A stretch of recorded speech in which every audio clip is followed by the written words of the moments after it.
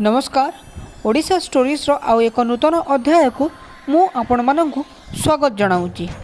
आजिर एही विशेष उपस्थापनाटी हेउची कलाहांडी माटीर शहीद वीर रेंडो माझी विषय रे। आपणकु अनुरोध भिडियोटी को शेष पर्यंत देखि निजर सुचिंतित मतामत देवा पाई।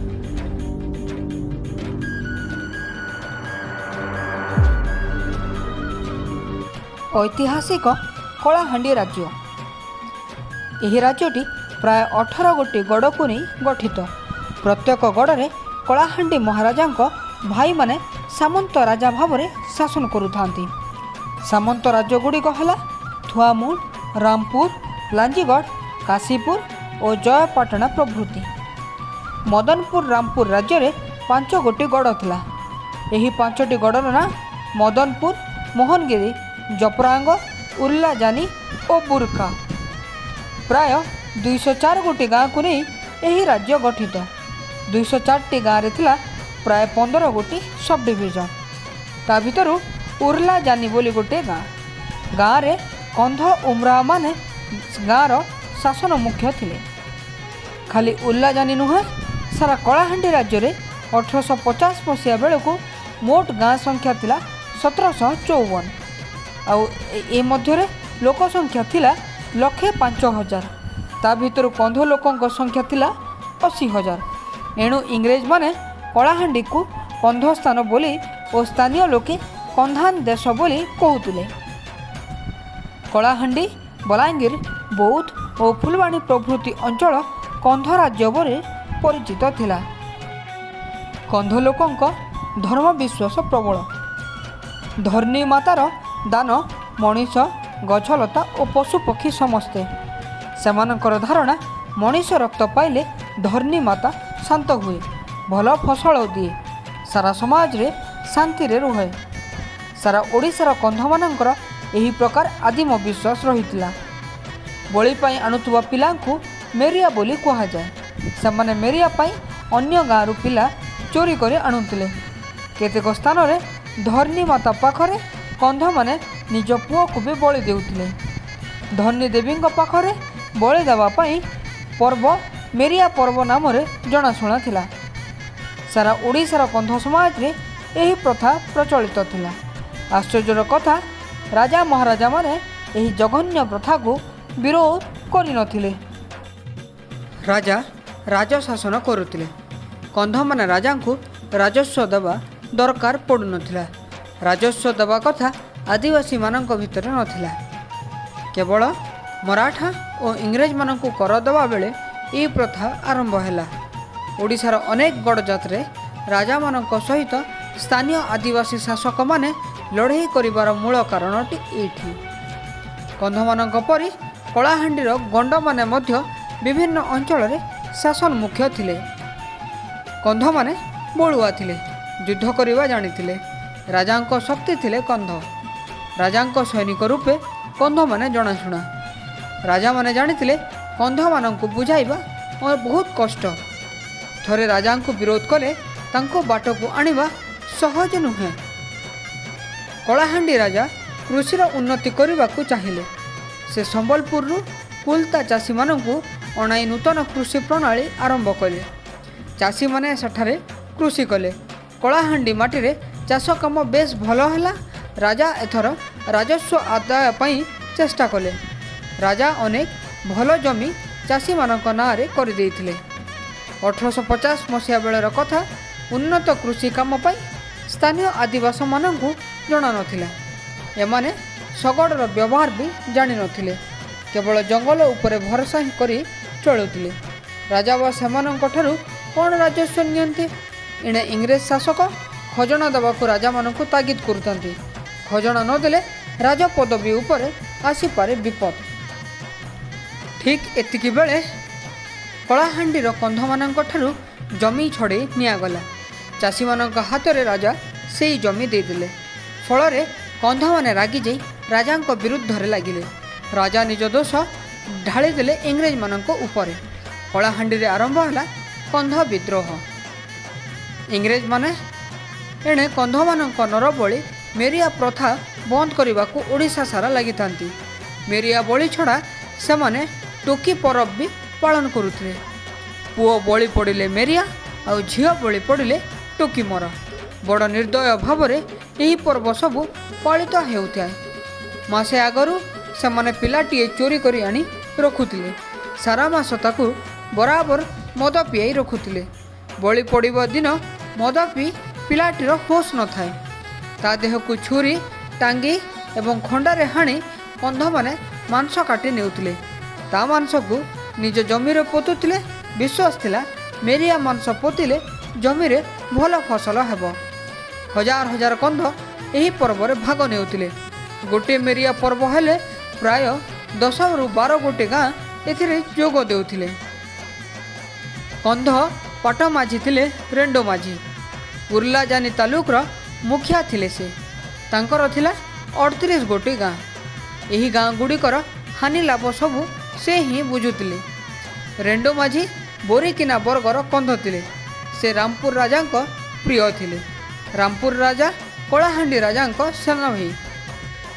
1840-50 मसीहा बेलू घुमुसर अनुगुल बौद्ध पाटणा और बड़ासंबर प्रभृति अंचल कंध माने नरबली देउथिले। इंग्रेज माने यही प्रथा बंद करने प्रबल उद्यम करुଥିଲେ।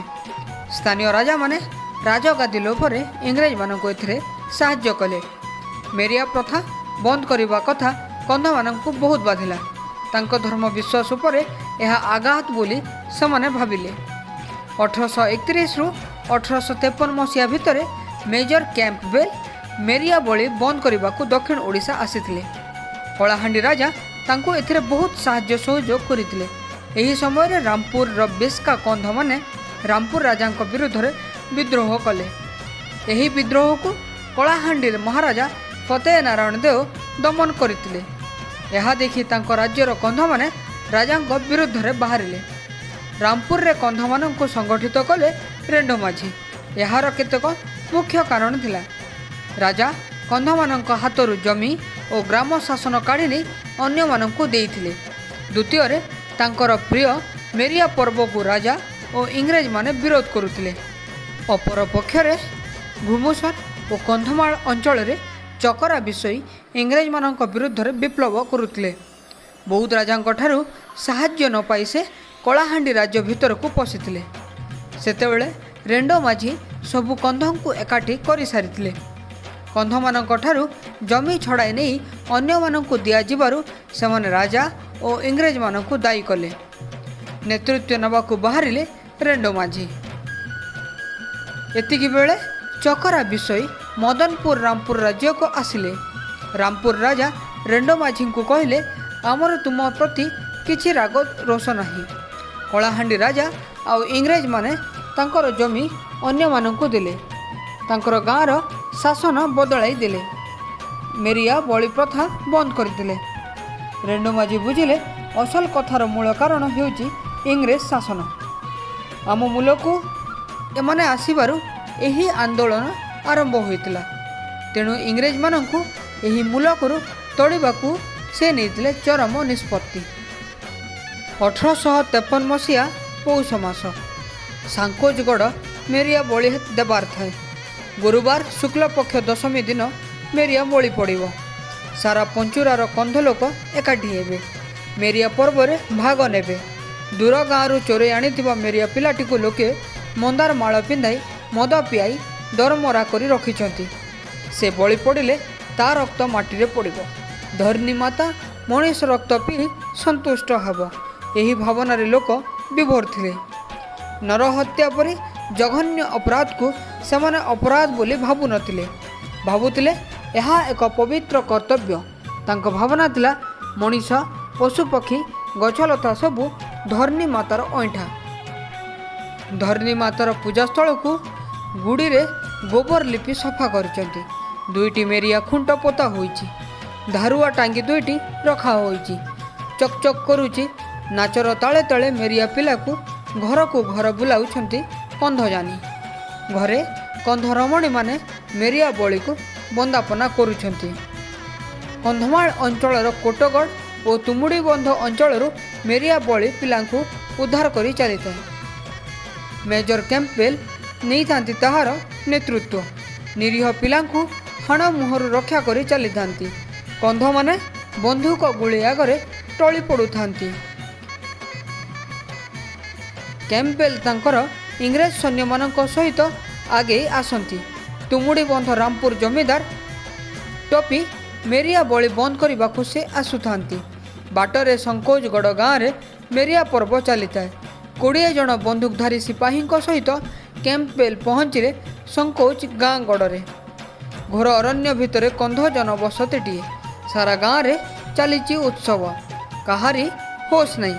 बाहर कौन होउची केही जानिपारु नाहंती। एतिकी बेले कैम्पबेल पहुँचले संकोचगढ़ गाँव में। इंग्रेज मानकु देखि हठात कंध माने विस्मित होइगले। सेमाने भाविले इंग्रेज माने आमकु मारिबा पई आछंती। कैम्पबेल कंध सरदार मानकु डाकी मेरिया बलि न देबा पई बुझाइले। एणे कंध माने टांगी धनुषर खंडा आदि धरी रेरेकार रोड़ी छाड़ी आगे आसिले इंग्रेज सैन्य मानक आड़कू। केही किछि बुझिबा आगरु कंध माने टांगिया और धनुषर रे टली पड़िले 2 जन गोरा सैनिक।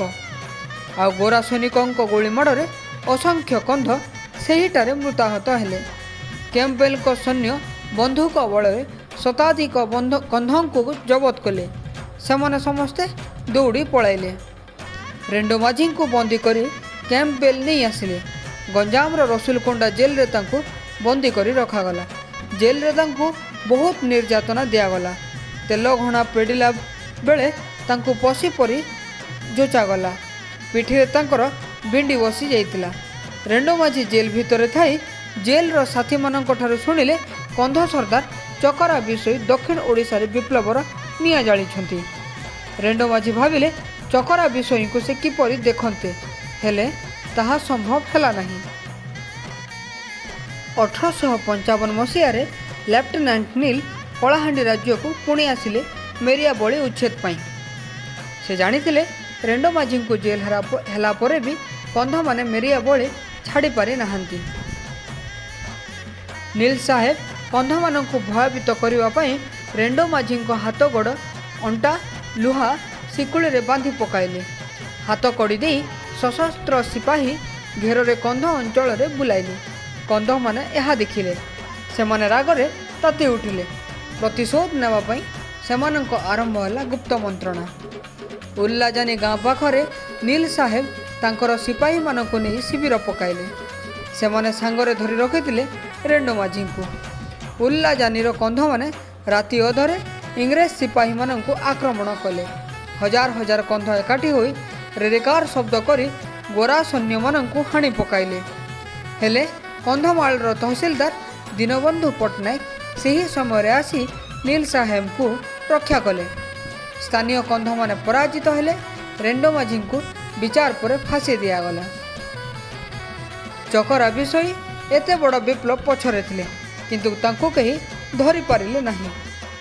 स्वाधीनता परवर्ती समय रे कलाहांडी गड़जातर शेष नागवंशी शासक तथा तत्कालीन लोकसभा सदस्य प्रताप केशरी देव को उद्यम रे वीर शहीद को स्मृतिपीठ उल्लादानी ठारे निर्माण होईची शहीद स्मृतिस्तंभ। प्रतिवर्ष डिसेम्बर मास 10 तारिख रे पालित हेउछि रेंडो माझी शहीद दिवस। कलाहांडी जिला महोत्सव रंगमंच को मध्य रेंडो माझी मंच नाम रे नामित करा जाइछि। गरिला युद्ध रे पारंगम थिबा तथा निज देश मातृका को मुकुलाइबा को पण रखी से वीरत्वर सहित फिरिंगी मानक विरोध रे लड़ितिले।